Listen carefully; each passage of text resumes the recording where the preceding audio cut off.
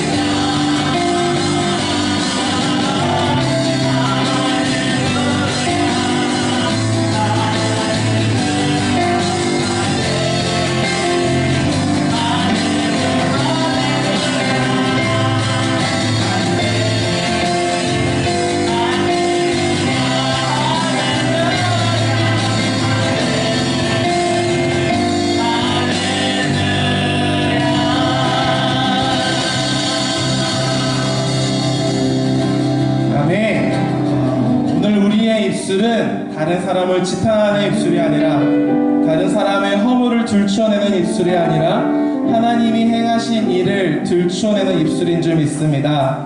오늘 그 오순절 사건에서 우리가 방언을 얻었을 때 언어가 다 달랐지만 같은 한 이야기를 했다라는 기록이 있습니다. 그 한 이야기가 무엇이냐면, 하나님께서 우리에게 행하신 일, 예수 그리스도께서 우리에게 행하신 일, 이 한 이야기로 우리가 소리를 높였다. 우리가 이제 그렇게 기록이 되어 있는데, 오늘 우리의 예배가 그랬으면 좋겠습니다.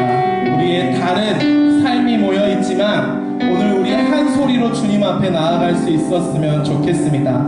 우리가 한 이야기, 오늘 우리를 구원하신 그 예수 그리스도의 이야기가 우리의 입술에서, 그리고 우리의 삶의 태도에서, 우리의 삶에 풍기는 향기에서 그분의 성품을 닮아가고 그분의 언어를 배워가는 우리 신앙의 여정이 세워졌으면 하는 바람이 있습니다.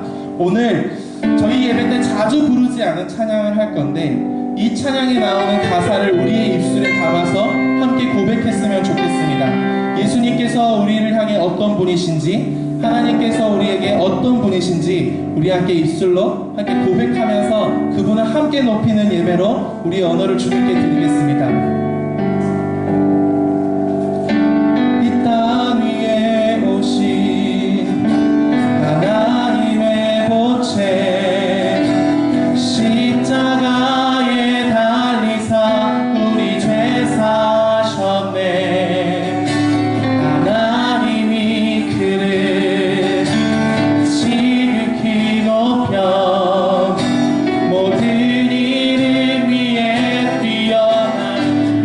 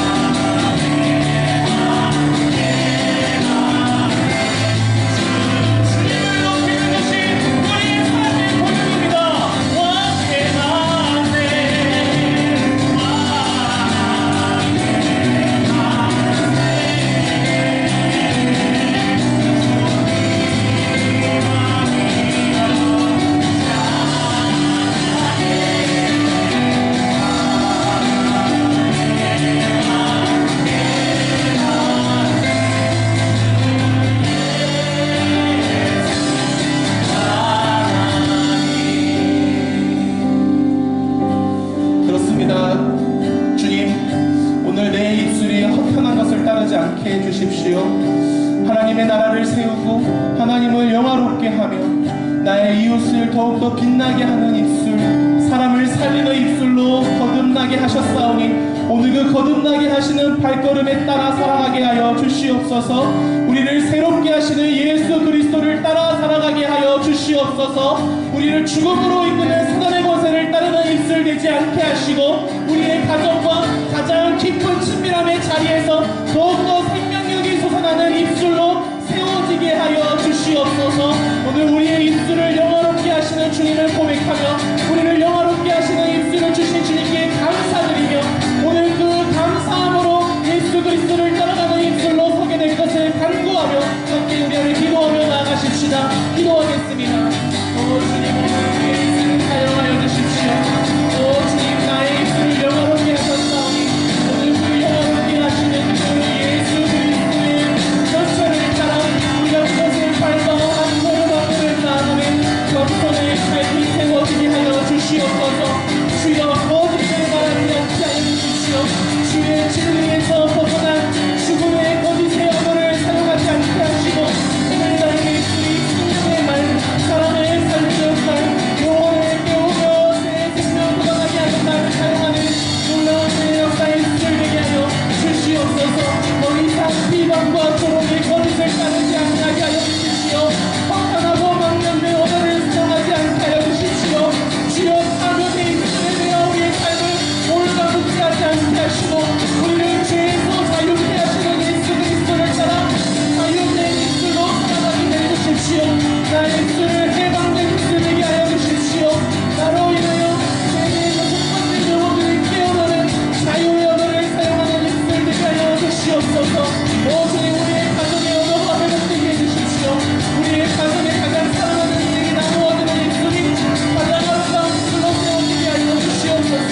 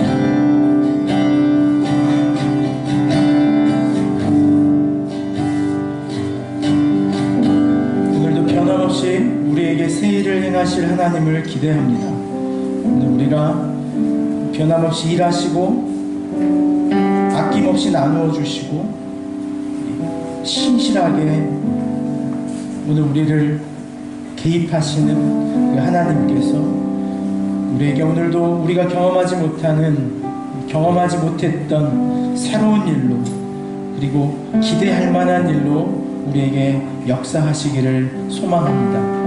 오직 하나님만이 하실 수 있으면 오직 하나님이시기에 우리를 새롭게 할 수 있음을 믿음으로 고백합니다. 그 거룩하신 이 앞에 나아가는 우리의 마음을 받으시고 우리를 주장하여 주시옵소서. 우리 이제 이 마음을 함께 담아 성령 강림 후 14번째 주일 공동 기도문으로 함께 주께 기도하겠습니다. 가을에는 기도하게 하소서. 낙엽들이 지는 때를 기다려 내게 주신 겸허한 모급으로 나를 채우소서. 가을에는 사랑하게 하소서. 오직 한 사람을 택하게 하소서. 가장 아름다운 열매를 위하여 이 비옥한 시간을 가꾸게 하소서. 가을에는 홀로 있게 하소서. 나의 영혼이 굽이치는 바다와 백합의 골짜기를 지나 마른 나뭇가지 위에 다다른 까마귀 같이 하소서. 기도를 가르쳐 주시며 기도하게 하시는 하나님을 따라 기도하는 자가 되게 하옵소서. 기도 자리에 서게 하옵소서. 기도의 호흡으로 살아가게 하소서. 기도의 언어로 살게 하시며 하늘의 언어로 대화하게 하소서. 세상의 시끄러운 소리에서 벗어나 홀로 하나님의 거룩한 음성을 듣게 하소서. 예수님의 이름으로 기도드립니다. 아멘. 오늘 우리에게 주신 하나님 말씀은 구약성경 창세기 11장입니다.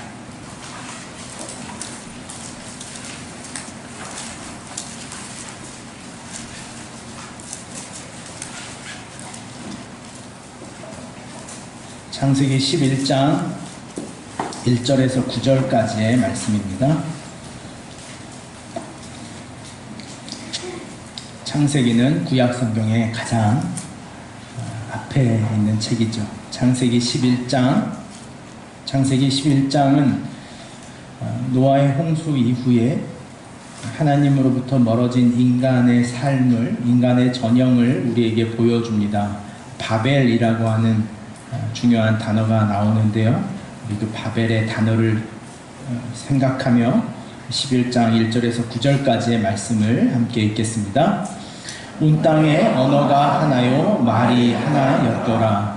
이에 그들이 동방으로 옮기다가 시날 평지를 만나 거기에 거류하며 서로 말하되 자 벽돌을 만들어 견고히 굽자 하고 이에 벽돌로 돌을 대신하며 역청으로 진흙을 대신하고 또 말하되 자 성읍과 탑을 건설하여 그 탑 꼭대기를 하늘에 닿게 하여 우리 이름을 내고 온 지면에 흩어짐을 면하자 하였더니 여호와께서 사람들이 건설하는 그 성읍과 탑을 보려고 내려오셨더라.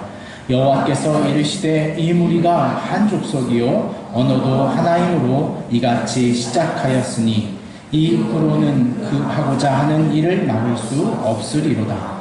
자, 우리가 내려가서 거기서 그들의 언어를 혼잡하게 하여 그들이 서로 알아듣지 못하게 하자 하시고 여호와께서 거기서 그들을 온 지면에 흩으셨으므로 그들이 그 도시를 건설하기를 그쳤더라.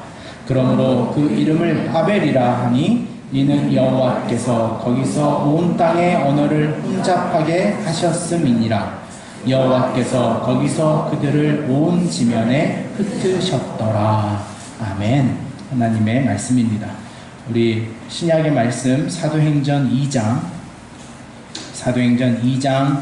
1절에서 13절까지 말씀입니다.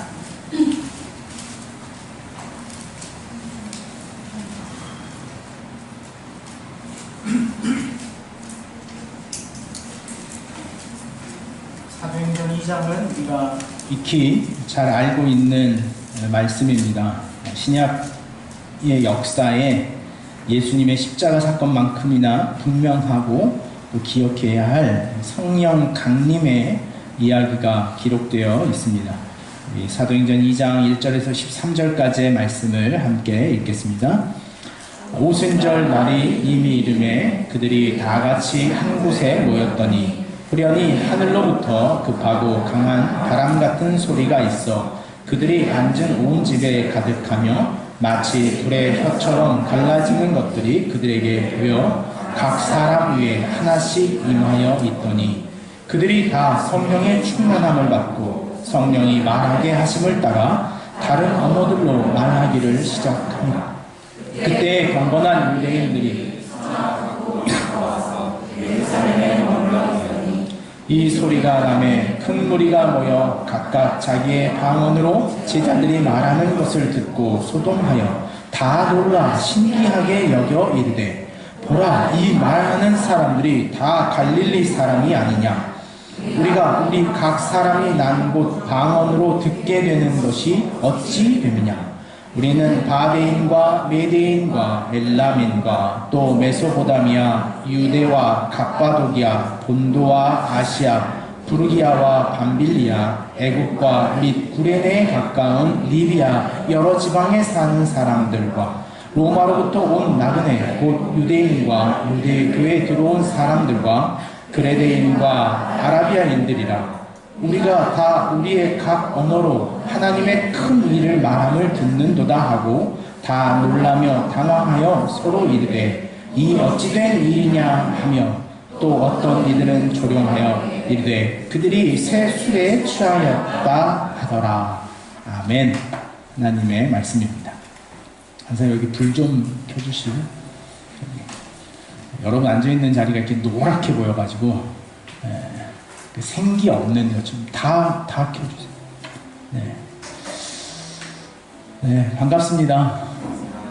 굉장히 오래간만에 만나는 것 같은 마음이 있네요. 또 그런 분도 있으신 것 같고, 그런 것 같습니다. 오늘은 그 서로가 같은 언어로라고 하는 제목으로 오순절 성령 강림, 오늘 이제 마지막 네 번째 주일, 그리고 다음 주부터는 창조절이라고 하는 또 우리 절기가 시작되는, 그래서 이 오순절 마지막 주일과 창조절의 이야기를 우리가 함께 연결해 보려고 합니다.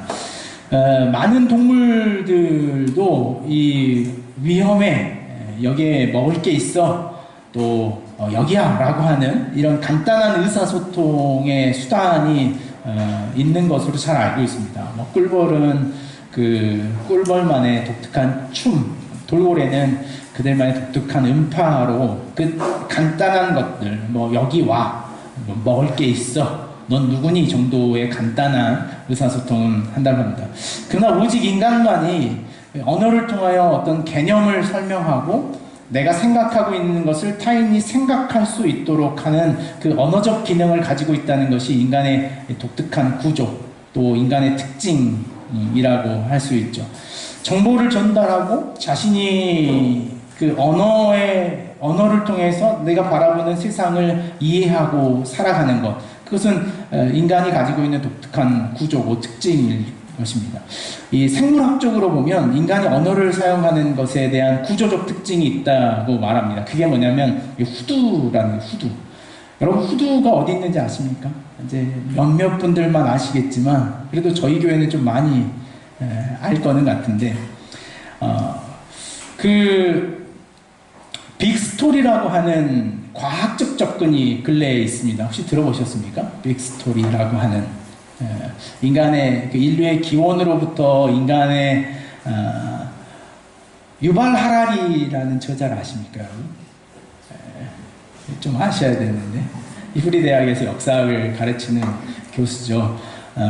그 신에 대한 저항, 또 그런 부분들이 우리에게 있어서 책을 읽게 하는데 최근에 그런 과학적 견해가 다 이 그 빅스토리라고 하는 개념 안에 존재합니다.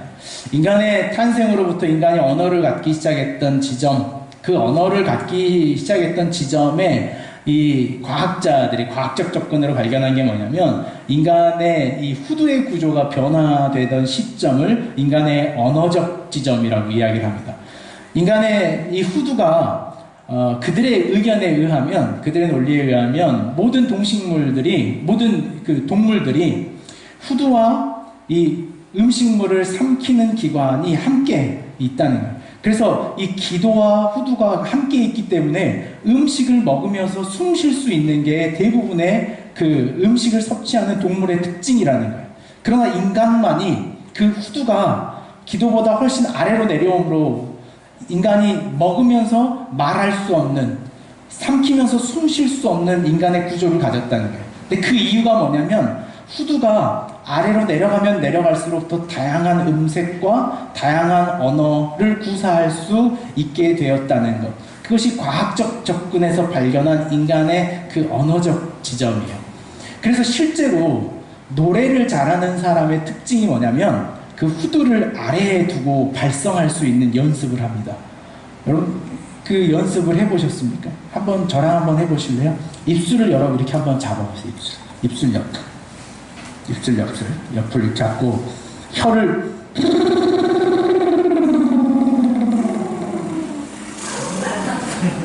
그냥 하라는 게 아니라 안 느껴지세요 이게?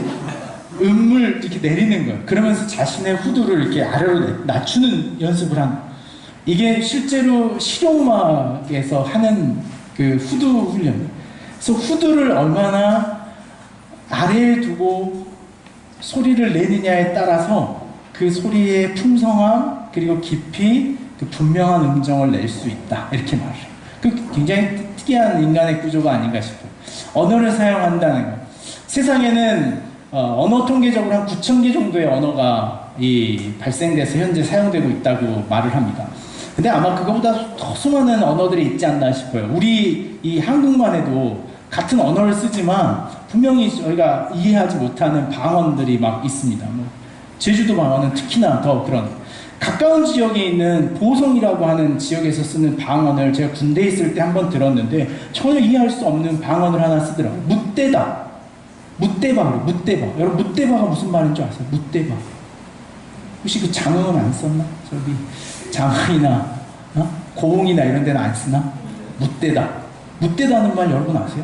이 친구가 제 후임이었는데 저랑 같이 이렇게 근무를 하다가 어딜 갔는데 강아지가 한 마리 있었어요. 강아지 앞에다 지 손을 막 대더니 묻대박 그러는 거예요. 그죠?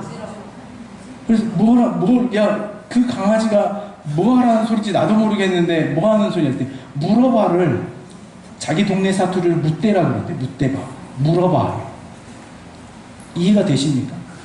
우리는 분명히 같은 언어 문화권에 있음에도 불구하고 우리는 서로 이해하지 못하는 그 언어적 한계가 있더라는 거예요. 경상도와 전라도, 뭐 제주도 어떤 이 지역의 문제, 어떤 간격의 문제는 그 언어적인 차이로 등장합니다. 또 그뿐이겠습니까? 우리는 세대가 가지고 있는 언어가 달라요. 그래서 요즘 아이들이 쓰는 언어를 이해하는 것이 점점 쉽지 않습니다. 뭐 요즘 이해한다 그래가지고 몇 가지 단어를 막 썼는데 그것도 이제는 지나간 세대의 단어가 된 것 같아요. 저희가 쓰는 단어와 아이들이 쓰는 이 세대 간의 간격이 분명히 존재합니다. 어른들이 쓰는 단어의 정서, 언어의 이해와 다음 세대의 언어는 분명히 다른 것 같아요. 또 세대와 계층이 가지고 있는 언어적 이해도 다릅니다. 여러분 제가 얼마 전에 그 라디오스타라고 하는 프로그램에 그 부활의 보컬이었던 누구죠? 그 머리 이렇게 길고 다녔던 누군가요? 부활이 아닌가요? 이름이 그냥 넘어가시죠. 그 친구가 하여간 그 친구가 이 방송에 나와서 하는데 그 사용하는 모든 단어와 언어가 그가 신앙인이라고 하는 것이 아주 느껴지더라고요. 그래서 그 교회 다니는 사람의 전형적인 말의 패턴이 있구나. 그래서 교회 밖에 있는 사람이 교회 안의 언어를 이해하지 못합니다. 사회학자기도 한 그 평론가 진중권 씨가 늘 저항하고 기독교에 대하여 비난하고 비판하는 가장 핵심적인 포인트가 뭐냐면 이 언어적 문제. 기독교인들이 사용하고 있는 그들만의 언어적 세계가 얼마나 세상과 괴리되어 있는가. 그래서 그들이 사용하고 있는 언어가 얼마나 세상과 분리되어 그들만의 언어 세계를 살아가는가. 은혜라고 하는 것, 믿음이라고 하는 것, 그런 것을 하나님이라고 말해버리는 것이 상식적으로 그들의 언어 세계로 들어가지 못하게 하는 오히려 더 큰 단절일 수 있다라고 하는 것을 늘 비판. 오늘 우리가 사용하고 있는 언어의 세계가 참 다양하고 복잡합니다. 그래서 조금 거리를 두고, 그러니까 삶의 거리를 가졌던 사람들이 만나서 이야기하다 보면 가장 큰 혼란이 뭐냐면 이 언어가 다르다는 거예요. 서로 쓰는 언어가. 종종 이렇게 우리 지체들 중에 서울에서 한 달이나 두어 달 살다 내려오면 말이 바뀌어 있는 친구들을 봐요. 그럼 속으로 굉장히 교만하다 싶으면서도 그게 참 인간의 당연한 거지 라는 생각을 하게 됩니다. 새로운 언어를 배운다는 것도 굉장히 우리에게 어려운 일입니다. 저는 이렇게 새로운 언어를 배우는 것에 있어서 굉장히 익숙하지 않아 하고 두려워하는 사람 중에 하나입니다. 여러 곳을 단기 선교를 가고 또 단기 선교에 가면은 책자도 나눠주고 언어를 좀 몇 가지 인사 정도는 알아서 가라 해도 단 한 번도 그게 저한테 도전이 잘 안 됐어요. 인사를 안 하고 말지 그냥 언어를 배우겠다는 마음이 잘 안 생기는 독특한 사람이에요. 그래서 언어를 잘 배우고 또 흥미있어하는 사람들 보면 그게 궁금합니다. 어떻게 저런 사람들이 있나. 그 언어적 고민을 최초로 이 성서 안에서 발견했던 것이 오늘 우리가 읽었던 창세기 11장에 있는 내용이에요. 여러분 창세기 11장 1절 말씀을 한번 보면 이렇게 기록합니다. 온 땅의 언어가 하나요 말이 하나였더라. 얼마나 좋은 세상이었을까라는 생각을 하는 거예요. 어디나 한 가지 언어로 다 소통되는 세상이었다는 거죠. 영어를 배울 필요도 없고 지금 우리가 하는 것처럼 외국어라고 하는 것이 없이 그냥 모국어 하나만으로 온 모든 인류와 소통할 수 있는 세상이었다는 것에 대한 이 창세기의 기사예요. 이걸 볼 때마다 늘 바벨의 사건을 원망할 때가 있었습니다. 저의 게으름과 이 소심함에 대해서는 뒤로 하고 그때 그 사건만 없었으면 내가 이렇게 이 고생 안 할 텐데 라는 그 엉뚱한 상상과 착각을 하게 되더라는 거죠. 반대로 제가 청년 시절에 경험했던 하나의 독특한 경험이 이런 겁니다. 저와 같이 신대원 공부를 하던 선배가 하나 있었어요. 지금 목회자가 돼서 목회를 하고 계신데 그분이 이게 저희가 목요일마다 저희 청년들이 만들어낸 작은 기도 모임이 있었습니다. 그 기도 모임의 제목을 저희가 정했는데 그게 뭐냐면 21세기를 위한 기도 모임 이런 거였어요. 저희가 99년도부터 시작했기 때문에 얼마나 그 파격적입니까? 그래서 다음 세대를 준비하는 기도 모임 했는데 한 6명이 막 모여서 기도했어요. 근데 거기에 계셨던 모든 분이 지금 목회를 하고 계세요. 근데 그 중에 한 분이 있는데 그분이 이 기도를 이렇게 막 하다가 기도가 막 깊어지고 막 하다 보면 그분이 어떻게 기도하냐면 영어로 막 기도를 해요. 근데 그분이 평소에 영어를 쓰던 분이냐고 물으면 그렇지 않거든요. 근데 기도할 때는 글쎄요 우리가 무지해서 그것이 영어가 아닌데 영어로 들었는지 모르겠지만 하여간 저희가 듣기에는 충분히 영어스러운 기도였어요. 그래서 저희가 기도가 끝나고 나면 늘 물어요. 형 아까 저 영어로 막 기도하던데 뭐라고 기도한 거야? 그럼 난 몰라. 내가 뭐라고 기도했는데 그런 거예요. 더 신비스러워요. 차라리 안다 그러면은 덜 신비스러울 텐데 모른다 그러니까 더 신비스러워요.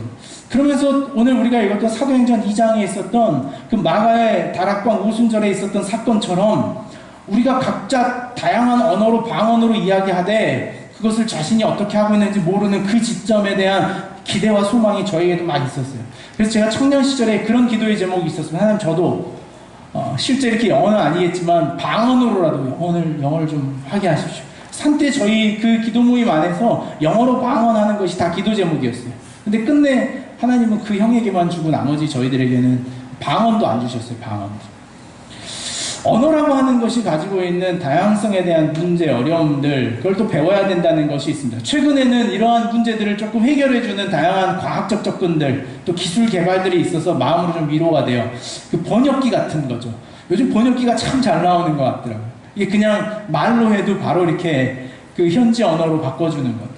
요즘은 이 성경에 어찌 보면 이 사도행전 2장에 했던 성령의 역사를 이 시대는 구글이 하고 있다는 생각을 제가 해요. 그래서 사람들이 성령을 구하지 않고 구글을 구하는 이유가 어쩜 여기에도 있겠구나 라는 생각을 하는 이유가 거기에 있습니다. 그러나 우리가 사용하고 있는 언어의 어떤 이 다름의 문제, 우리가 소통되지 않는다라고 하는 것의 문제보다 오늘 우리가 이야기하려고 하는 언어적 개념에 있어서 더 큰 문제는 오늘 우리가 사용하고 있는 언어가 왜곡되고 날카로워지며 비속어와 원하지 않는 말들로 오늘 우리의 언어가 바뀌어지고 변질되어 가고 있는 것에 대한 문제다. 여러분 더 큰 문제는 언어가 서로 통하지 않는 것의 문제는 아닙니다. 오히려 오늘 우리 사회가 가지고 있는 문제는 언어가 통하지 않음으로 생기는 문제이기보다는 언어가 통함으로 생기는 문제가 더 많다는 것을 알아야 돼요. 차라리 내가 하는 말이 내가 하는 불쾌한 용어가 상대가 알아듣지 못하는 것이라면 오히려 덜 상처받을 수 있는 것이 내가 그 말의 뜻과 깊이를 이해할 때 더 불쾌한 거예요. 요즘 저희 아이들이 저희 큰 아이가 사용하는 언어 중에 굉장히 입에 담기 거친 표현들을 막 하기 시작하는 거예요. 그러면 제가 이제 그걸 듣고 쓰는 아이보다 들은 제가 더 불쾌할 때가 있어요.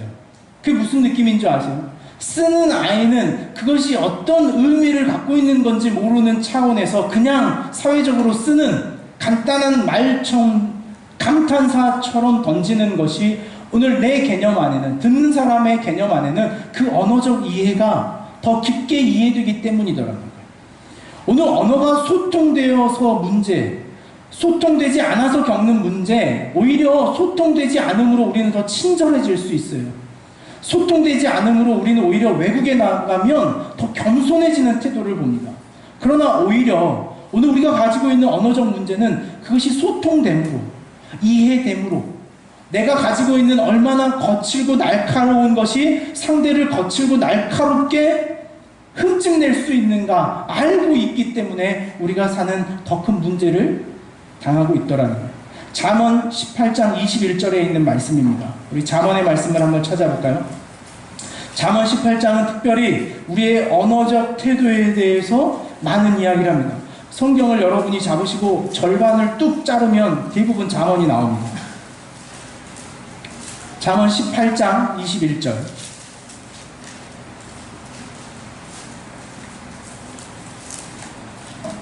구약성경 931쪽에 있습니다. 잠언 18장 21절에 있는 말씀을 저희 함께 읽겠습니다. 시작. 죽고 사는 것이 혀의 힘에 달렸나니 혀를 쓰기 좋아하는 자는 혀의 열매를 먹으리라. 죽고 사는 것이 혀의 힘에 달렸나니 라고 잠언은 말합니다. 인간의 이 언어적 삶이 이 혀라고 하는 것이 이토록 강력한 것인가 라고 하는 것을 우리에게 다시 한번 이 주의를 상기하게 하는 표현이 분명합니다. 어쩌면 이 죽고 사는 문제, 타인을 죽일 수 있고 나를 넘어뜨리게 하는 것이 오늘 우리가 사용하고 있는 이 언어적 삶이라고 합니다. 염려하는 것은 우리가 살고 있는 언어적 패턴과 습관이 이대로 온전한가라는 거예요. 내가 사용하고 있는 언어적 태도와 내가 사용하고 있는 언어의 습관들, 내가 자주 사용하는 언어들이 온전한가라고 하는 거예요. 저희 이번 여름 수련회를 온 정성을 다해서 순례라고 하는 주제로 끌어왔습니다. 그 순례라고 하는 주제에서 제가 경험했던 우리가 실질적으로 어떤 삶의 변화를 느꼈던 것은 뭐냐면 언어였어요. 언어. 불평의 언어를 내려놓은 자신의 삶. 더위에도 불구하고 아 짜증나라고 하지 않고 우리 이거 한번 해보자 라고 하는 그 언어적 접근. 오늘 순례라고 하는 여정에서 내가 타인과 연결되어져 있는 서로라고 하는 관계를 느낄 수 있었던 도구도 언어라는 거예요. 언어. 내가 타인의 삶에 다가갈 수 있는 도구도 언어라는 거예요. 어떻니? 라고 물어봐주는 것. 우리가 지난주에 이야기했던 하나님의 소통의 방법 가운데 느꼈던 이 만져주심이라고 하는 그 만짐도 이 언어적 사건 안에 충분히 일어나더라는 거예요. 오늘 그 구체적인 변화로 나아가는 우리의 삶의 언어적 행위와 우리의 언어에 대한 우리의 인식이 어떤가를 이 시간 좀 나눠보려고 합니다. 다시 우리 창세기 11장으로 들어가겠습니다. 창세기 11장은 우리가 이야기했던 것처럼 자라고 하는 세 가지의 어떤 동기부여가 이 11장 본문을 이끌어갑니다. 두 가지의 자는 인간이 하고 있는 행위의 태도, 한 가지 자는 하나님이 가지고 있는 행위의 태도를 보여주는 거예요. 자, 3절과 4절에 말하는 서로 말하되 자, 또 말하되 자라고 하는 것은 인간이 가고 있는 지향점을 말하는 거예요. 7절에 자, 우리가 내려가자라고 하는 것은 하나님이 바라보는 지향점에 대해서 우리에게 보게 하는 거예요. 인간이 무엇을 지향하며 살아가던가와 하나님이 무엇을 지향하는가라고 하는 두 가지 정확한 간격을 우리에게 보여주는 것이 이 11장의 언어입니다. 11장을 이해하기 위해서는 6장의 이야기를 우리가 잠시 훑어보고 갈 필요가 있습니다. 6장 1절에서 3절까지의 말씀을 저희가 한번 같이 읽겠습니다. 창세기 6장 1절에서 3절까지의 말씀입니다. 같이 읽습니다. 사람이 땅 위에 번성하기 시작할 때에 그들에게서 딸이 나니 하나님의 아들들이 사람의 딸들이 아름다움을 보고 자기들이 좋아하는 모든 여자를 아내로 삼는지라. 여호와께서 이르시되 나의 영이 영원히 사람과 함께하지 아니하리니 이는 그들이 육신이 됨이라. 그러나 그들의 날은 120년이 되리라 하시니라. 오늘 이 말씀 안에서 우리가 주목하려고 하는 것은 6장 3절에 있는 말씀이에요. 하나님께서 한 가지 결단을 세우십니다. 하나님께서 한 가지 작정을 하시는데 그 작정이 뭐냐면 내가 너희와 함께 하지 않겠다는 작정이에요. 여러분 이 말씀을 들어본 경험이 있습니까? 우리가 생각하는 하나님에 대한 인식은 항상 뭡니까? 어떤 상황에서도 하나님은 나와 함께 하신다라고 하는 것이 우리의 신앙의 근간이었는데 오늘 6장 3절의 말씀에 보면 여호와께서 이르시되 나의 영이 영원히 사람과 함께 하지 아니하리니 라고 말해요. 우리가 좀처럼 성경에서 찾아보기 힘들었던 말씀이 등장합니다. 나의 영이 영원히 사람과 함께 하지 않을 것이다 라고 하는 하나님의 선언이에요. 늘 함께 하시기를 원하셨던 하나님이 왜 인간의 삶에 대하여 이토록 방관하는가에 대해서 우리는 먼저 생각할 필요가 있습니다. 그것은 하나님의 능력이 부족하거나 하나님이 인간을 포기해서가 아니라 그것은 하나님이 비로소 인간에 대하여 방치하시는 지점이라는 거예요. 방치하시는 지점. 혼자 두어 보는 지점이에요. 왜 인간을 혼자 두어야만 하는가에 대한 우리의 이해는 쉽습니다. 그것은 그가 혼자 있음으로 그 죄의 깊이를 스스로 깨달을 수 있기 때문에 때로는 하나님이 그 삶을 방치하신다. 포기하는 것이 아니라 잠시 그 지점에 두는 거예요. 우리 인생에도 그럴 때가 있어요. 죽어라 옆에서 아무리 그 길이 잘못된 길이다, 거기로 가면 망한다 그래도 끝내 그 길에서 자신의 삶을 돌이키지 않는 인생들을 보면 우리는 한마디예요. 그래, 네가 맞아봐야 알지. 네가 아파봐야 알지. 그 지점까지 어쩔 수 없이 기다려야 하는 하나님의 기다림과 같은 선언이 오늘 6장 3절에 있는 말씀입니다. 하나님 이렇게 말씀하셔요. 내가 너희와 함께하지 않겠다라고 하지 않고 성경이 기록하고 있는 푸뉴마라고 하는 성령, 바람이라고 하는 단어, 나의 영이 영원히 하나님 너희와 함께하지 않을 것이다. 성령이 인간과 함께하지 않겠다라고 하는 선언이 창세기 6장에 등장합니다. 그리고 나서 등장하는 것이 창세기 11장에 있는 이야기예요. 우리 창세기 11장에 있는 이야기로 다시 한번 돌아갈까요? 인간을 떠나 하나님을 떠난 인간, 하나님의 영이 없는 인간들이 살아가는 삶의 모습과 태도가 11장에 여실히 드러납니다. 그들이 가지고 있었던 유일한 근거가 무엇이냐면 서로 말하여 서로 자신의 성을 쌓아 올리자라는 거예요. 여기에 보면 바벨이라고 하는 단어가 등장합니다. 혹시 여러분의 성경에 보면 이 바벨이라고 하는 단어를 주석해 놓은 책이 있습니까? 바벨. 그 단어에 각주가 붙어 있다면 바벨을 뭐라고 설명합니까? 뭐라고 써 있습니까? 이 바벨이라고 하는 주석에. 바벨의 의미가 무엇이다? 흩어지다, 흩어지게 하다 라고 하는 것으로 기록되어 있지만 사실은 그것은 원어와 전혀 다른 표현입니다. 여기에 등장하고 있는 이 바벨이라고 하는 단어는요, 히브리어가 아닌 당시에 사용하고 하는 이 수메르 언어, 아카드어를 사용하는 바벨이라고 하는 단어입니다. 이 바벨이라고 하는 단어는 이후에 하나의 민족적 개념으로 다시 등장합니다. 그 나라가 어디입니까? 바벨론이라고 하는 나라로 나옵니다. 이 바벨이라고 하는 아카드어의 원래의 의미는 신의 문이라고 하는 의미를 갖습니다. 신의 문. 바벨이라고 하는 것은 그들의 성전, 신전을 상징하는 것이 이 바벨이라고 하는 뜻이었어요. 일부 성경에서는 바벨이 흩어지다, 흩어버리다 라고 하는 히브리어라고 말하지만 사실은 원어에 전혀 근거 없는 선언입니다. 바벨은 이 아카드어로 신전이라고 하는 의미를 갖고 있는, 오늘 여기에서 이렇게 상징할 수 있습니다. 하나님을 떠나 공허한 하나님의 영이 존재하지 않는 인간이 가지고 있는 지향점은 무엇이냐면 자신의 성전과 자신의 신전과 자신의 명분을 쌓아가는 쪽으로 인간의 삶이 흘러가더라는 거예요. 그곳에 지향점을 두고 자신의 삶을 끌어가는 것이 인간의 삶이더라는 거예요. 그들이 그 지향점을 향해 살아가며 그들이 가졌던 한 가지의 결단이 있습니다. 11장 4절에 있는 말씀입니다. 11장 4절에 있는 말씀을 같이 한번 읽겠습니다. 또 말하되 자 성읍과 탑을 건설하여 그 탑 꼭대기를 하늘에 닿게 하여 우리 이름을 내고 온 지면에 흩어짐을 면하자 하였더니, 여기에서 보면 그들이 그토록 지향하고 있는 지향점 하나를 우리에게 보게 합니다. 그게 뭐냐면 우리 이름을 내고라는 거예요. 탑을 쌓는 것이 그들의 근본적인 목적이 아니라 그 탑을 쌓아 올리는, 개인의 성을 쌓아 올리는 이유가 있었어요. 그게 뭐냐면 자신의 이름을 높이자라는 거예요.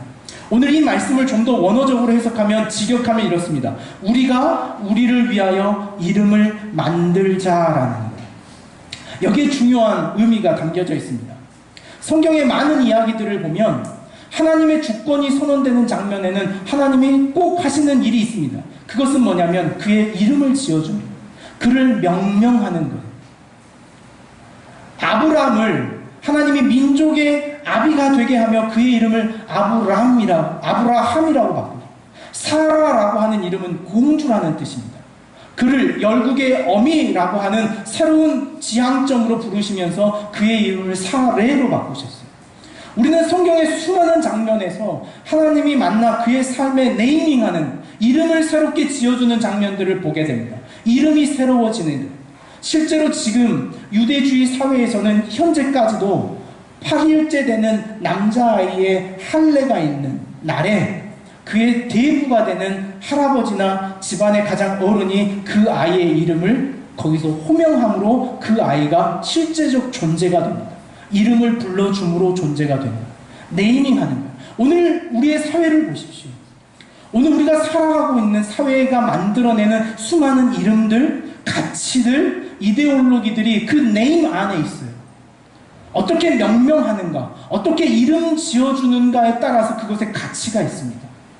이름을 짓는다는 것은 성공과 실패를 이야기하기도 해요. 교회 이름 짓는데 고민 많이 했습니다. 우리 예원이 식당 내는데 이름 고민 너무 많이 하더라고요. 목사님 뭐로 할까? 여러분, 자녀 낳고 가장 많이 고민하는 건 뭔지 아세요? 이름 짓는 거예요. 이름 짓는. 이 아이를 무엇라 부를까?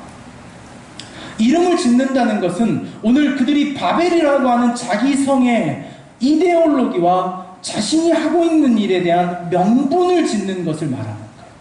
오늘 이 바벨의 사건은 우리가 생각했던 것처럼 정말 저 하늘 끝에 올라오는 건축의 기술을 쌓아 올리는 것이 문제가 아니라, 오늘 이 스토리가 가지고 있는, 바벨의 이야기가 가지고 있는 정말 전형은 무엇이냐면, 각자 그 시대에 하나님의 영이 없는 인간이 하는 삶이에요. 그것은 무엇이냐면 자신이 자기를 위하여 행위하고 그 행위에 자신의 명분을 쌓는 일, 그 일이 하나님을 떠난 인간이 하고 있는 자신의 삶이었더라는 거예요. 대부분의 인간은요, 자신이 하고 있는 일에 자기 명분이 세워지지 않으면 혼란스러워합니다. 나는 이래도 돼, 나는 좀 이래서 그렇거든 이라고 하는 그 네이밍, 자기 삶에 대한 정당성을 자신이 부여하지 않으면 인간은 자신의 행위에 대하여 혼돈하고 마는 것이 인간의 전형이더라는 거예요. 여러분, 이름을 묻는다는 것은요, 매우 주권적인 의미입니다. 우리 사회에서도 보면요, 이름은 손 아랫사람이 손 위에 있는 사람에게 묻는 것을 예의상 어긋나다고 말해요. 혹시 여러분이 나이 많은 사람의 이름 물어본 경험 있으십니까? 가서 이름이 뭐냐, 이름이 뭡니까? 그래 본 경험이 있으세요? 네? 대부분의 이름은 손 위의 사람이 아랫사람에게 향하여 하는, 너 이름이 뭐니? 어떤 권위의 구조에서 권위 낮은 사람에게 하는 거예요. 우리 예전에 그 김문수 전 경기도지사의 유명한 일화가 있지 않습니까? 119에 전화해서, 네, 경기도지사인데, 네, 여기 왜 전화하셨습니까? 근데 전화 받은 사람 지금 이름이, 관등성명이 뭐냐? 이름은 왜 물어보십니까? 그러니까 관등성명은 뭐냐?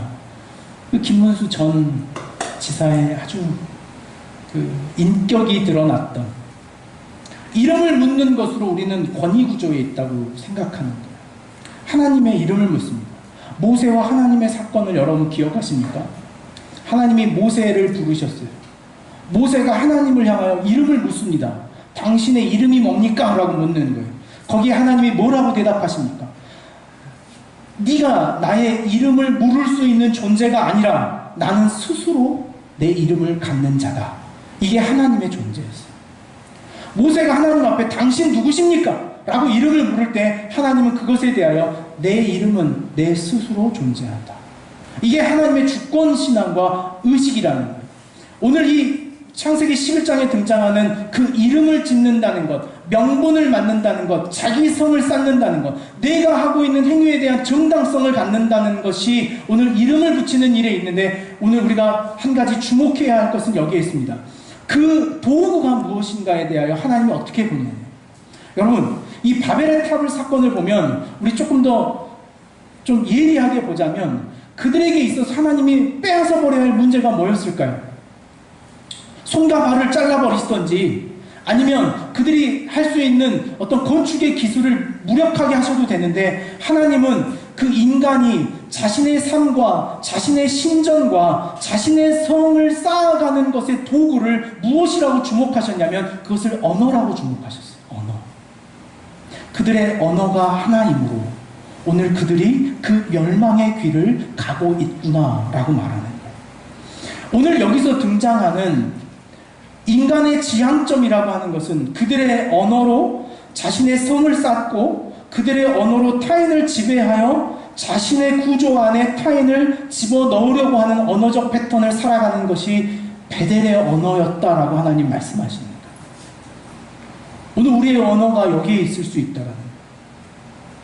타인을 폭력적으로 대하고 내 주장을 앞세워 내가 생각하고 있는 것을 강조하려고 하는 이 언어적 삶, 그것이 오늘 창세기 11장에 등장하는 바벨의 언어라는 거예요. 오늘 우리가 자기 성을 쌓고 타인의 삶을 무너뜨리고 있는 가장 공격적인 도구가 하나님 보시기에 언어였더라는 거예요. 그 언어를 통해 우리는 타인을 지배합니다. 타인을 쇠뇌시키기도 하고 타인을 무지한 곳으로 끌고 가기도 하는 것에 우리가 가장 많이 사용하는 것이 이 언어라는 거예요. 하나님은 그 도구를 언어로 보셨어요. 하나님이 이렇게 개입하십니다. 11장 7절 말씀에 보면 우리가 내려가서 해야 할 일이 있더라는 거예요. 그게 뭐냐면 그들의 언어를 혼잡하게 하여 그들이 서로 알아듣지 못하게 하자 하시고. 여러분, 제가 이 말씀을 이러한 관점에서 읽음으로 7절이 은혜가 되기 시작했어요. 우리의 언어를 혼잡하게 하는 것은 하나님의 저주와 하나님의 심판이 아닌 우리의 언어를 혼잡하게 하여 서로가 언어와 언어로 소통하지 못하게 하는 것은 은혜라는 것을 다시 한번 이 말씀 안에서 새롭게 발견하게 되더라는 거예요. 그러고 보면 우리의 대부분의 갈등은 이 언어의 문제에서부터 시작된다는 것을 보게 됩니다. 또 그것이 우리가 정하고 있는 나름의 원칙과 규칙 속에서 나오더라는 거예요. 내가 그렇게 말하는 것에는 분명한 명분이 있습니다. 거기에 네이밍이 있어요. 어떤 네이밍이요? 내가 너를 사랑한다라고 하는 네이밍을 우리 안에 둬요. 내가 이렇게 말하는 이유는 좀 거칠겠지만 사실은 사랑해서 그래 라는 자기 이름을 내 안에 붙이는 거예요. 내가 이렇게 말하는 것이 조금 거칠겠지만 폭력적으로 들리겠지만 차갑겠지만 사실은 그게 내가 너를 위해서야 라고 하는 자기 성의 이름을 쌓아가는 행위, 그것이 오늘 우리의 언어적 삶에 있더라는 거예요. 여러분, 언어가 거친 사람과 함께 살아가는 것은 쉬운 일이 아닙니다. 우리 주변에 보면 언어가 거친 사람들이 있어요. 언어가 거친 사람들은 여지없이 오늘 이 하나님의 은혜를 경험합니다. 그건 뭐예요? 관계가 단절돼. 새삼스럽게 새롭게 깨달았어요. 관계가 단절되는 것은 하나님의 은혜구나. 그대로 뒀다 난리가 날 것 같으니 잠시 떨어지게 하시는 것이구나. 그러니 언어가 격해져 있을 때는 여러분 잠시 흩어지는 것이 은혜입니다. 가족 관계에서도 내가 거친 언어가 나올 것 같으면 생각하세요. 지금이 흩어져야 될 때구나. 잠시 좀 떨어집시다. 괜히 그런 사람 붙잡고 말하고 가 라고 끝내 그 바벨의 언어를 들으려 하지 마시고 그래 이것이 은혜구나 하고 흩어지는 것. 오늘 제가 창세기 11장에서 다시 발견한 하나님의 은혜더라는 거예요. 여러분이 사용하고 있는 최근의 언어적 모습은 어떻습니까? 어떤 언어적 삶을 사용하십니까? 언어 사용이 자신의 행동에 어떤 영향을 미치는가에 대한 수많은 연구가 있습니다. 그 연구 중에 하나의 사례를 설명하자면 이렇습니다.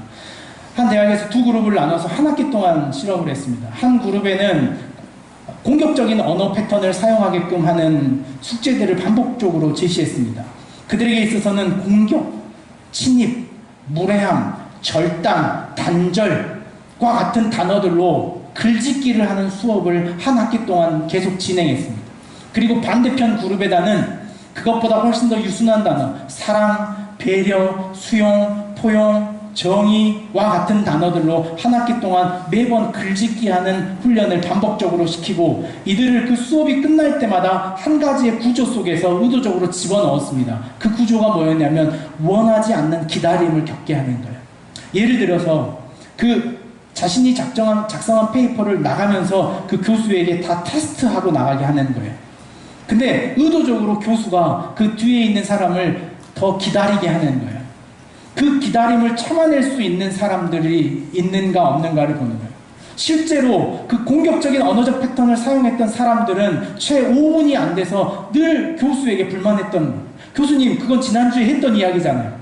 지금 그 이야기 해야 될 때입니까? 빨리빨리 하고 끝내주세요. 라고 하는 것으로 무엇인가 개입해야 된다라고 하는 그들의 삶의 행동이 있더라는 거예요. 반대편 부드러운 언어를 사용했던 사람들은 10분이 지나도록 가만히 그 교수의 행동을 지켜보고 있더라는 거예요. 그 외에도 자신이 사용하고 있는 언어가 자신의 삶에 어떻게 영향을 미치는가에 대한 더 많은 연구와 결과들이 우리가 찾아보자면 수없이 등장하는 것이 사실입니다.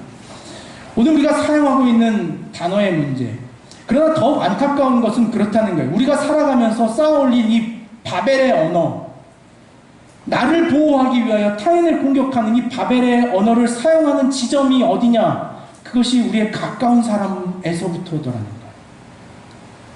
우리는요, 낯설고 나와 관계가 없는 사람에게는 충분히 배려하고 충분히 공손한 언어를 사용합니다.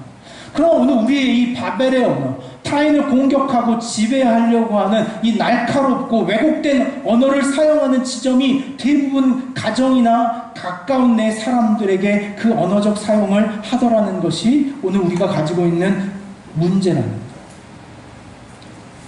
여러분의 언어의 패턴 중에 실제는 우리 가정 안에 있는 것 같아요. 우리 가까운 가족들 안에 있는 거예요. 내가 어떻게 언어하는가?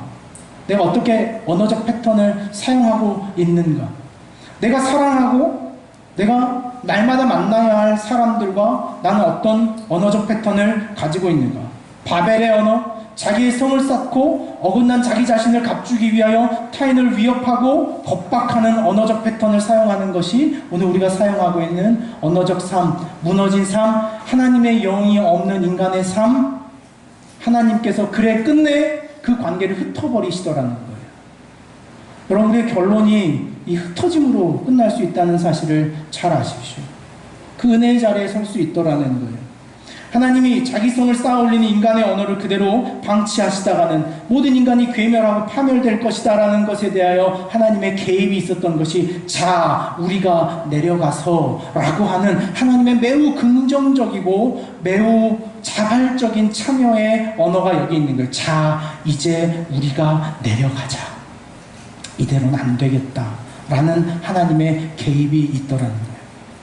하나님을 떠난 세속적인 삶을 살아가는 이들의 삶을 보면 그들이 사용하는 언어에서 분명히 차이가 나더라는 거예요. 제가 지난주에 서울에 2박 3일 동안 세미나가 있어서 참여하다가 저녁 식사를 하기 위해서 수요 미식회에 나왔던 한 식당을 저희 학교 앞에 있거든요. 거기 찾아갔어요. 밥을 먹고 있는데 옆에 남자 3명이 이렇게 같이 김치찌개를 먹고 저희는 이제 목사님들만 4명이 김치찌개를 먹는 거예요. 저희 목회자들이 먹으면서 나누는 대화는 대부분 그저 그냥 그런 이야기들, 종종 오늘 세미나가 어쨌다더라, 하나님 이야기가 참 어렵다더라 정도였어요. 이 옆에 있는 3명의 젊은 20대 초반으로 보이는 친구들의 이 언어가, 제가 그 친구들과 마주 맞대는 자리에 앉았는데 모든 언어의 끝이 시옷 비읍으로 끝나는 거예요. 시작을 맛있어. 맛있어. 맛있은데 왜 거기에 이렇게 맛있나? 한 친구가 아주 유독 심하더라고요. 시옷 비읍으로 모든 단어를 시작해요. 모든 자신의 의견을 시작해요. 이렇게. 그리고 끝에 항상 그 말을 붙여요. 다시. 아니 그 붙일 상관도 없는데 국을 떠먹으면서 뜨거워. 뜨거워. 근데 그게 그들에게서는 그리 자극적으로 들리지 않더라는 거예요. 저는 불쾌했거든요. 그 단어를 듣는 것이 무척이나 불쾌했는데 그 그들은 그 단어를 쓰는 것이 너무나 자연스럽더라는 거예요. 오늘 우리가 살아가고 있는 시대적 삶의 이 언어적 패턴, 내가 가지고 있는 공격적인 언어적 패턴과 모순들이 얼마나 우리의 삶을 상처내고 있는가라는 거예요. 여러분, 그 하나님의 영의 부재가 가지고 있었던 역사적 사건이 오늘 사도행전 2장에 등장합니다. 우리 사도행전 2장으로 한번 가실까요? 사도행전 2장 4절에 있는 말씀을 저희가 한번 같이 한번 읽겠습니다. 사도행전 2장 4절에 있는 말씀입니다. 같이 읽습니다. 시작. 그들이 다 성령의 충만함을 받고 성령이 말하게 하심을 따라 다른 언어들로 말하기를 시작하니라 라는 거예요. 여러분, 이 성경이 가지고 있는 진정성과 역사성이 바로 여기에 있지 않겠습니까? 창세기 6장에 하나님으로부터 멀어져 있는 인간에게 하나님께서 그 성령을 너희에게 더 이상 영을 내 안에 두지 않겠다라고 하는 그 약속으로 인하여 무너진 언어의 삶이 오늘 사도행전 2장에 보면 그들이 다 성령의 충만함을 받아 인간의 안에 영으로 역사하지 아니하겠다는 그분이 예수 그리스도의 구원으로 우리에게 영으로 오셔서 그분이 하셨던 첫 번째 회복의 사건은 무슨 사건입니까? 언어의 회복이었던 거예요. 언어의 회복. 말의 회복이었다는 거예요. 오늘 이것이 우리의 기독 신앙, 오늘 기독교인으로 살아간다는 것에 대한 우리의 실제적 삶의 행위와 태도와 부단히 연결되어져 있더라는 거예요. 사도행전 1장 4절에서 5절까지의 말씀을 한번 볼까요? 사도행전 1장 4절에서 5절입니다. 함께 읽습니다. 사도와 함께 모이사 그들에게 분부하여 이르시되 예루살렘을 떠나지 말고 내게서 들은 바 아버지께서 약속하신 것을 기다리라. 요한은 물로 세례를 베풀었으나 너희는 몇 날이 못되어 성령으로 세례를 받으리라 하셨더라. 여러분, 그 성령의 사건은 그냥 호련히 갑자기 불현듯 의도치 않은 공간에서 일어나는 것이 아니라 하나님의 기다림의 사건이었다는 것을 여러분 기억하십시오.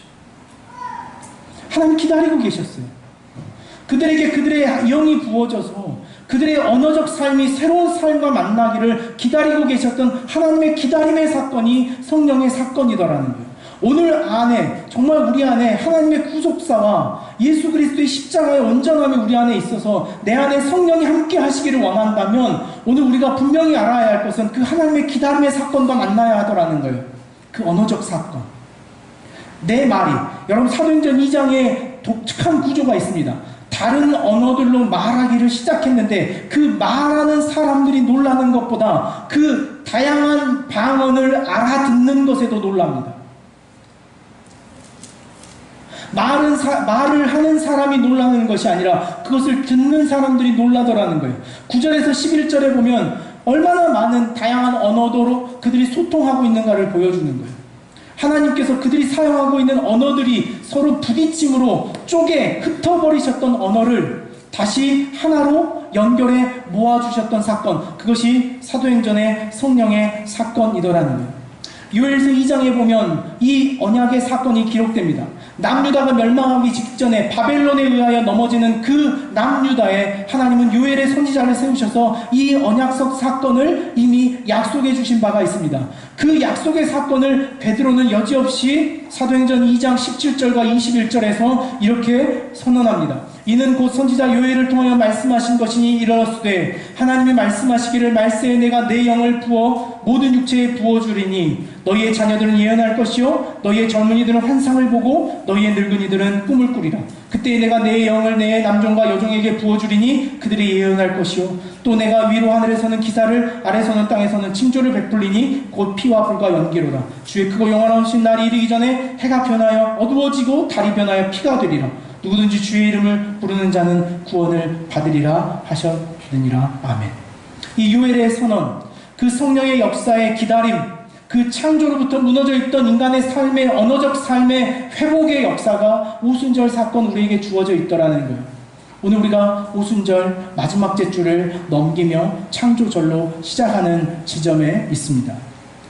성령의 역사는요, 오늘 우리의 삶의 언어를 변화시키는 사건이라는 것을 여러분 꼭 잊지 말고 기억하시기를 원합니다. 오늘 우리가 예수 믿는다는 것은 오늘 우리가 사용하고 있는 우리의 언어적 패턴과 매우 근접해 있다는 것을 알 수 있어요. 말씀을 맺고자 합니다. 마지막으로 우리 골로새서, 신약성경 골로새서 골로새서는 빌립보서 뒤에 있죠. 골로새서 4장 6절에 있는 말씀입니다.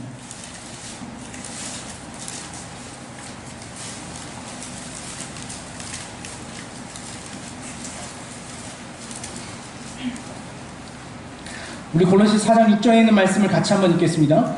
너희 말을 항상 은혜 가운데서 소금으로 맛을 낸과 같이 하라. 그리하면 각 사람에게 마땅히 대답할 것을 알리라. 새 번역 성경에서는 이렇게 번역합니다. 여러분의 말은 소금으로 맛을 내어 언제나 은혜가 넘쳐야 합니다. 여러분은 각 사람에게 어떻게 대답해야 마땅한지를 알아야 합니다. 두 가지가 등장합니다. 은혜가 넘쳐야 합니다와 알아야 합니다예요. 알아야 한다는 거예요. 내 말이 어떻게 해야 타인에게 들리는 말이 될 것인가 알아야 한다는 거예요. 실제적으로 이 알미라고 하는 매우 긍정적이고 그리고 학술적인 언어를 이 본문에는 사용합니다. 언제나 은혜가 넘쳐야 합니다. 소금처럼 은혜가 넘쳐야 하다라는 거예요. 여러분 옆에 계신 분들에게 소금처럼 은혜가 넘치는 말을 한번 해보실래요? 네? 대체 무슨 말이 필요할까 싶어요. 너한테 지금 무슨 말이 필요하냐? 여러분, 소금처럼 맛을 낸다는 것은요, 상대가 무엇을 필요로 하는 것을 알고 있는 상태를 말하는 거예요. 상대의 삶을, 상대의 맛을 알고 있는 상태의 언어를 말하는 거예요. 그것은 어떤 단어입니까? 상대가 지금 들어야 할 말이에요. 필요한 말인 거예요. 그 말을 할 수 있도록 오늘 우리가 어디에 있어야 한다? 은혜 안에 있어야 한다. 그게 그리스도인이라는 거예요. 또 한 가지, 내가 상대에게 무슨 말을 먼저 권해야 할지를 미리 알고 있어야 하는 지혜가 있어야 하더라는 거예요. 그것이 그리스도인의 태도와 마땅한 자리라는 거예요. 오늘 그 사건을 누가 기다리신다? 하나님이 우리를 향하여 기다리고 계시는 사건이더라는 거예요. 오순절 마가의 다락방에서 120명의 성도들만의 것은 아닙니다. 오늘 우리의 것이어야 해요. 저희는 이 이야기를 오늘 한 번으로 끝내는 것이 아니라 저희 공동체의 이 창조절 12번의 주일을 통해서 이 훈련을 온 교인이 함께 하려고 도전합니다. 비폭력적 대화라는 말 들어보셨습니까? 비폭력적 대화. 일전에 비폭력적 대화의 그 지도자 과정의 초급을 한번 경험하면서 한번 꼭 해봐야겠다라는 도전이 있었는데 언제 교회 더 커지면 해야겠다 묵혀뒀는데 하나님 저희 지혜를 주셨어요. 그러다 너 죽는다. 빨리 해야겠구나. 실제적으로 저희 교인들과 그 훈련을 시작하려고 합니다. 내가 사용하고 있는 언어의 패턴을 바꾸는 일, 내가 사용하고 있는 언어의 방법을 바꾸는 일, 구체적으로 어떻게 바꿀 것인가에 대한 우리가 구체적인 자료를 가지고 여러분과 훈련해가는 이 창조절을 보내려고 합니다. 그 창조절에 빛이 내고 정말 그 창조적 언어로 회복된 우리의 마음으로 대림절을 맞이할 수 있기를 간절히 원합니다. 그것이 우리의 추수에 마땅한 열매가 되어야 할 것이고 바른 태도가 되어야 할 것이라는 것이죠. 모든 인류가 기다려온 사건입니다. 이 언어적 사건. 사실 우리는 이 말 듣기를 굉장히 원해하고 있는 사람들이에요. 여러분의 삶에 오늘 이 하나님의 언어, 새로운 언어, 창조적 언어, 타인을 살리는 이 비폭력적인 언어의 삶으로 나아갈 수 있도록 우리의 삶을 만져주시기를, 성령이 함께 하시기를 기대하며 또 바라보는 저와 여러분이 될 수 있기를 원합니다. 제가 이 창조절 동안에 우리가 꽃처럼 그죠? 꽃들도 언어 능력이 좀 떨어져. 꽃들도 저희가 꽃들도를 많이 불러서 그런지 멜론에 보니까 꽃들도가 1위에 올랐더라고요. 나름 이렇게 마음이 있던데 또 하나 창조절에 밀어보려고 믿음이 없이는이라는 찬양이 있습니다. 이 찬양의 가사가 이렇게 시작합니다. 주님, 제 마음이 너무 둔해서 주님을 볼 수 없습니다. 이 땅에 속하여 이 땅만 보다가 주님 손을 놓쳤습니다. 나는 나그네로 왔는데 왜 주저앉게 되었나? 나는 청지기인데 언제부터 내 삶의 주인이 되어버렸나? 믿음이 없이는 기쁘시게 못하나니 고된 수고도 다 헛될 뿐이라. 믿음 없어서 무너진 삶의 모든 자리에 다시 주님을 기다립니다.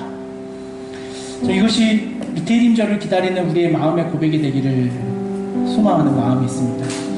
우리의 어두워진 눈, 마음 모든 것들이 새롭게 되는 구체적인 도전으로 우리의 마음이 나아갈 수 있기를 원합니다. 이 찬양의 고백을 같이 한번 나눌 수 있기를 원합니다.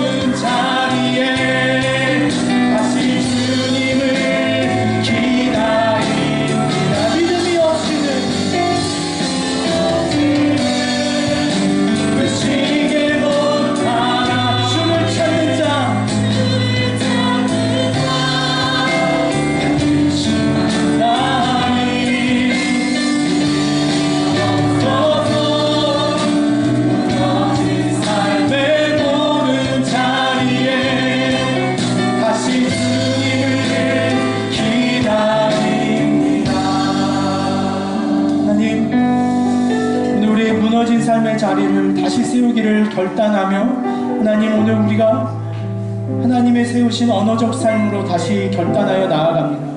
세상에 둔하여 세상의 가치 기준에 합당한 언어를 사용하고 있는 우리를 용서하여 주시옵소서. 세상의 기준에 휩쓸려가는 우리의 언어를 주님 이제 멈추게 하여 주시옵소서. 기다렸던 성령을 우리에게 부어주셔서 이제 하늘의 언어, 하나님의 언어를 본받아 오늘 우리의 삶의 대화가 소통이 이루어지게 하여 주시옵소서. 타인의 삶을 만져내는 언어, 나의 삶을 새롭게 세우는 언어, 타인과 교감하며 공유하는 삶의 언어로 오늘 우리의 삶이 나아가게 하여 주시옵소서. 우리의 입술에 주님의 언어를 갖게 하여 주시옵소서. 하나님, 우리가 살아가며 느끼는 괴리는 우리의 일상의 언어와 우리의 신앙의 언어가 서로 다르다는 것입니다. 오늘 내가 두 손을 맞잡아 사용하는 언어와 내가 일상에 사용하는 언어가 서로 다르다는 것입니다. 하나님, 오늘 우리가 기도하기 위하여 두 손을 맞잡을 때 사용했던 그 언어로 우리의 삶을 살아가게 하여 주시옵소서. 하나님을 향하여 내뱉었던 그 언어로 오늘 우리의 삶의 관계와 대화하게 하여 주시옵소서. 하나님, 오늘 우리의 주변의 이웃들이 아파합니다. 나로 인하여 우리의 가족이 힘들어합니다. 나 때문에 우리의 자녀들이 아파합니다. 나로 인하여 저 여린 가슴에 생채기가 나고 나로 인하여 저 순수한 삶의 모순이 생겨나고 하나님, 우리의 언어를 고치시고 우리의 삶과 우리의 가정을 세워주시옵소서. 우리의 관계를 세워주시옵소서. 그리하여 우리의 언어가 무엇을 지향할 것인지 어쩔 수 없이 개입하여 흩어버리시는 관계에 서지 아니하고 우리의 언어로 삶을 연결하고 우리의 언어로 삶을 세워나갈 수 있는 귀한 믿음의 자리로 나아가는 우리 모두가 되게 하여 주시옵소서. 하나님, 기억하는 교회가 이 창조절 12번의 주일을 맞이하여 이 언어적 훈련을 갖고자 합니다. 비폭력적 대화, 이 언어의 구체적인 훈련으로 우리가 나아가고자 하오니 하나님, 우리를 불쌍히 여기시고 우리의 삶을 새롭게 하여 주시옵소서. 하나님, 그 새로움의 감사와 감격으로 다시 오실 예수 그리스도 그 대림절의 기다림을 맞이하게 하여 주시옵소서. 우리 주님 예수님의 이름으로 기도하옵나이다. 아멘. 이제는 우리 주 예수 그리스도의 구원의 은혜와 하나님의 크신 사랑과 성령의 위로하시고 교통하심이 오늘 우리의 삶의 새로운 언어로 역사하시는 성령의 역사 앞에 순종하기를 결단하는 저들의 삶과 가정 위에 이제로부터 영원토록 함께 하시기를 간절히 축원하옵나이다. 아멘.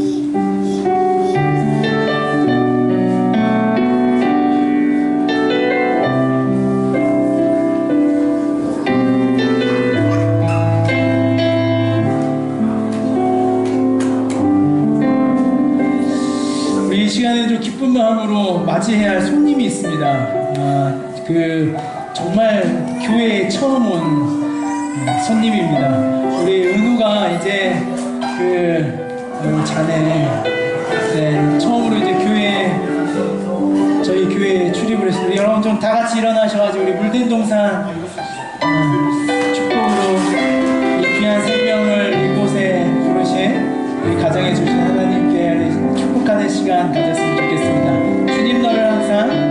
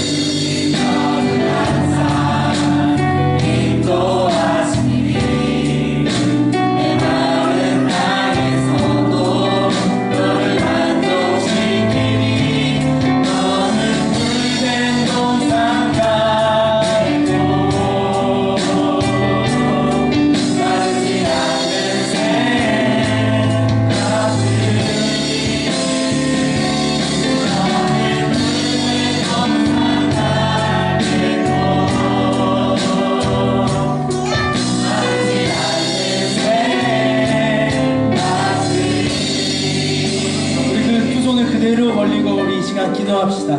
하나님, 이 땅에 생명 지어 주심이 하나님의 크신 섭리이며 주권입니다. 우리가 의도한 바 없고 우리가 작정한 바 없으나 하나님이 이 땅에 예정하시고 부르셨기에 은혜의 삶이 시작됩니다. 하나님, 이제 하나님의 뜻 앞에 시작한 이 은혜의 삶이 하나님의 뜻과 섭리와 질서 안에 머무르게 하여 주시옵소서. 그 의로움의 자리, 벗어나지 않는 그 질서의 자리를 살아가는 하나님 귀한 생명과 은혜의 삶이 되게 하여 주시옵소서. 그의 걸음걸음을 주장하시고 인도하여 주시옵소서. 그의 걸음에 나아감을 주께서 발의 등불이 되어 밝혀주시오며 그의 삶의 걸음과 만남의 소중한 축복들이 있게 하여 주시옵소서. 그리하여 이 가정에 이 자녀를 양육하며 오히려 은혜의 삶을 이끌어 가시는 하나님 앞에 마치 이삭을 통하여 아브라함의 믿음을 시험함과 같이 오늘 이 은혜의 삶을 통하여 이 부모의 신앙을 하나님 앞에 바로 세우게 하여 주시옵소서. 하나님의 주권을 따르는 가정, 하나님의 섭리를 인정하는 가정, 그리하여 하나님의 뜻 앞에 부끄러움이 없는 가정 될 수 있도록 주님 축복하시고 인도하여 주시옵소서. 주님 바라건대 이 공동체 안에 그 생명의 잉태함과 생명의 소망을 가지고 함께 기도하는 가정과 지체들이 있사오니 하나님 그곳에 대의 문을 여셔서 생명의 소중한 축복의 대를 이어가게 하여 주시옵소서. 그래야 이 공동체가 생명이 깃드는 공동체가 되게 하여 주시옵시고 생명의 풍성함으로 서로의 삶을 나누며 서로 기뻐하는 공동체가 될 수 있도록 주님 주권하여 주시옵소서. 주님 이 땅에 오셨던 그 대림절의 기간에 이 귀한 생명들을 다시 하나님 앞에 작정하는 부모들이 되게 하여 주시기를 원하오니 하나님 이 일이 의례로 끝나는 것이 아니라 대를 이어 이 공동체에 임하게 하여 주시옵소서. 귀한 생명을 주신 하나님께 감사하오며 이 공동체 안에 주의 은혜를 누리게 하심에 감사하오며 우리 주님 예수님의 이름으로 감사하며 기도하옵나이다. 아멘. 우리 박수로 한 번 더 환영하겠습니다.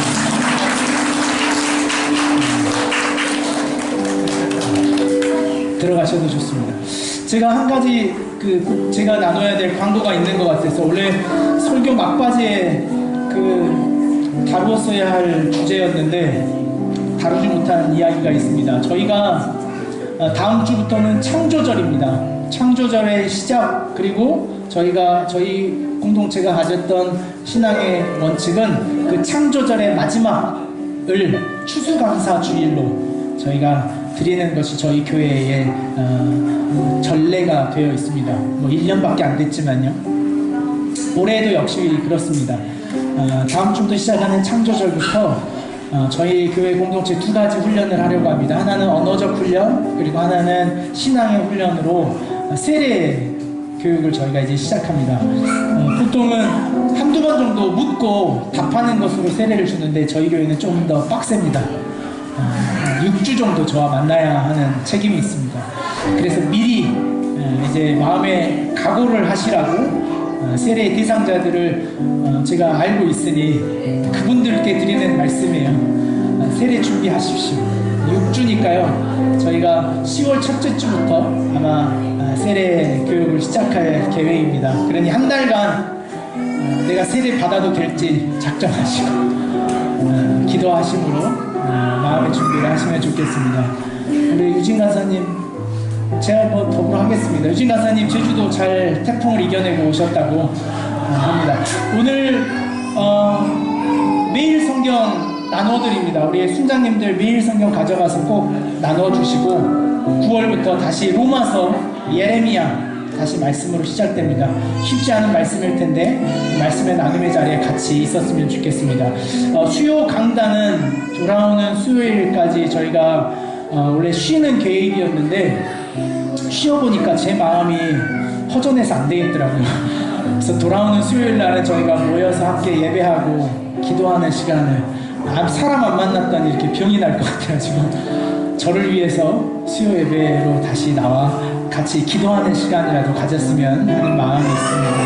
이제 각자 흩어지셔서 우리 순살림 같이 하도록 하겠습니다.